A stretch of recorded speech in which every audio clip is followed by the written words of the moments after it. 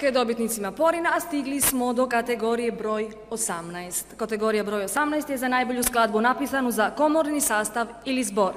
Nominirani su, dakle, Aurea Bula 1242, skladatelj Anđelko Klobučar, izdavač Croatia Records.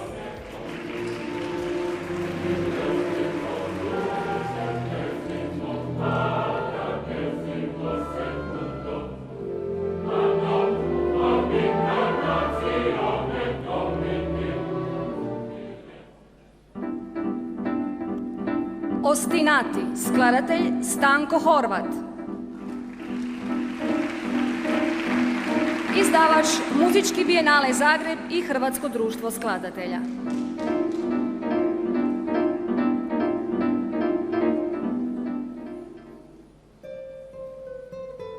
Travanj je najokrutniji mjesec. Skladatelj Marko Ružđak.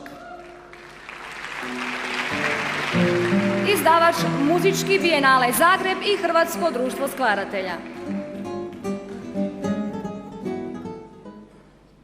A Porina za najbolju skladbu napisanu za komorni sastav ili zbor dobio je Travanj je najokrutniji mjesec skladatelja Marka Ružđaka.